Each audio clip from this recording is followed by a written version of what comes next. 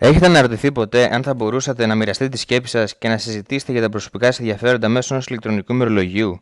Το Blogspot σας παρέχει εύκολα και γρήγορα αυτή τη δυνατότητα. Πρόκειται για ένα προσωπικό ιστολόγιο δημιουργίας, το οποίο είναι σε θέση να ανεβάσει διαδικτυακό προσωπικό υλικό, κείμενο, εικόνες, βίντεο, με τη δυνατότητα σχολιασμού από τους επισκέπτες του blog. Ας πούμε πως ένας καθηγητής πληροφορικής θέλει να διδάξει την εκμάθηση ενός λογισμικού σε μαθητές γυμνασίου. Ο καθηγητής δημιουργεί ένα blog του μαθήματος με τον εξής τρόπο. Αρχικά ανοίγει έναν browser. Μπαίνει στην ιστοσελίδα www.blogspot.com. Εδώ πέρα, απαραίτητη προϋπόθεση για να δημιουργήσει ο καθηγητής ιστολόγιο είναι να έχει ήδη ένα λογαριασμό Gmail. Το Blogspot σου δίνει δυνατότητα να φτιάξει έναν. Αν τον έχει ήδη, τότε κάνει login με το λογαριασμό αυτό.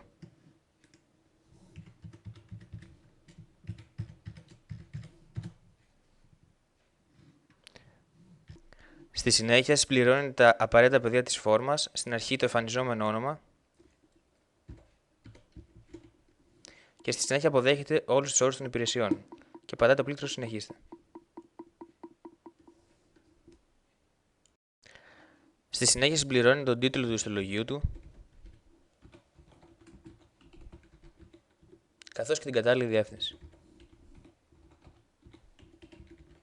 και συνεχίζει την περιήγησή του.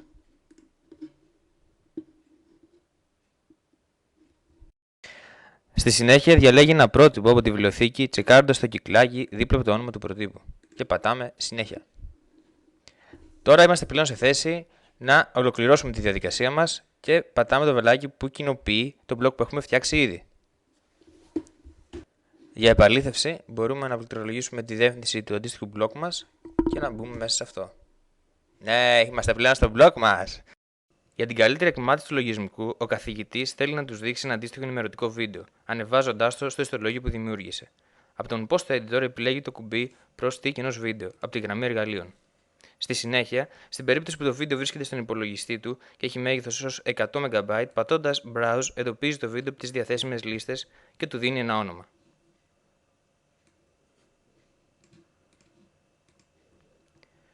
Αποδέχεται τους όρους για το upload και το αναρτά πατώντας Upload Video. Κάτω από το Post Editor φαίνεται η διαδικασία ανάρτησης του βίντεο. Η όλη διαδικασία μπορεί να διαρκέσει μερικά λεπτά αναλόγως του μεγέθους του βίντεο. Μετά το πέρας της διαδικασίας, το βίντεο έχει ήδη αναρτηθεί. Στην περίπτωση που το uploading πρέπει να γίνει από το YouTube, αντιγράφει το Embed Box που βρίσκεται δεξιά του βίντεο και το κάνει επικόλληση στο post του blog. Πατώντας Preview, επιβεβαιώνει ότι ο κωδικός αντιγράφηκε επιτυχώς.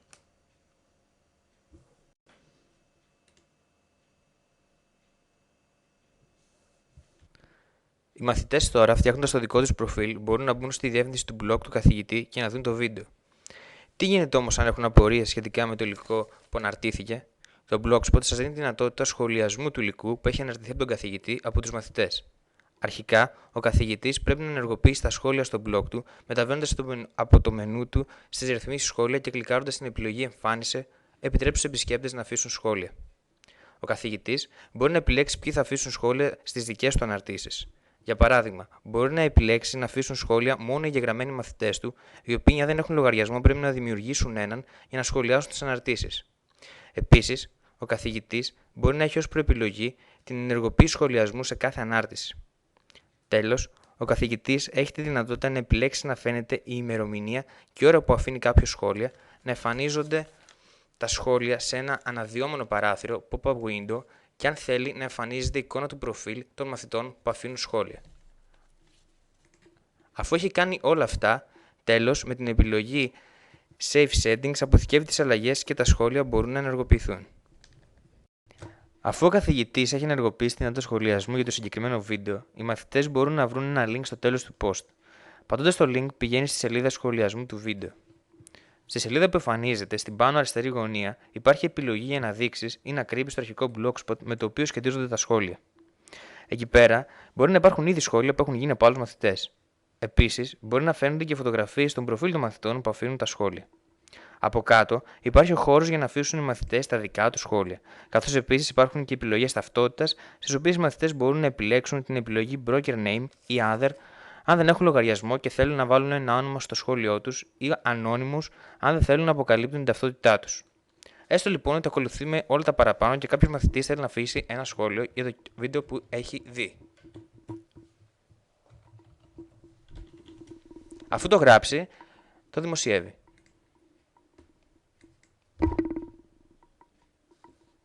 Το σχόλιο του έχει ήδη καταγραφεί. Στην περίπτωση που ο μαθητής τώρα θέλει να εγγραφεί στο blog που έχει δημιουργήσει ο καθηγητής του, μπορεί να επισκεφθεί την αντίστοιχη σελίδα και απαντώντας στο πλήκτρο παρακολούθηση να δει όλους τους δυνατούς τρόπους με τους οποίους μπορεί να δημιουργήσει ένα λογαριασμό.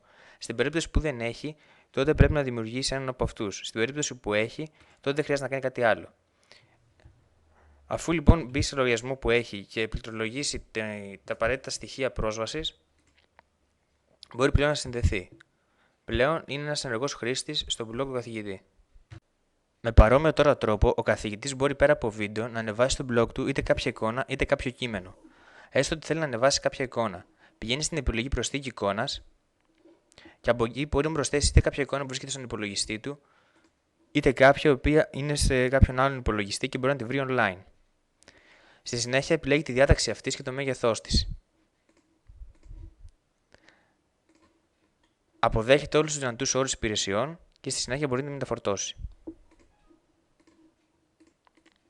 Από την άλλη, μπορεί να δημοσιεύσει κάποιο κείμενο. Αφού γράψει πρώτα τον τίτλο του κειμένου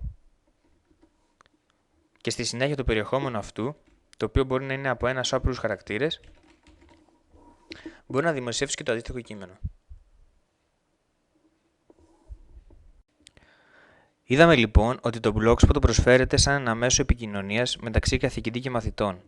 Μια άλλη δραστηριότητα που θα μπορούσε ο καθηγητής να υλοποιήσει μέσω του Blogspot θα ήταν να αναρτήσει μια εικόνα με διάφορες περιφερειακές συσκευές του υπολογιστή, την οποία θα μπορούσαν να τροποποιούν οι μαθητές γράφοντας σε κάθε συσκευή αν είναι εισόδου ή εξόδου.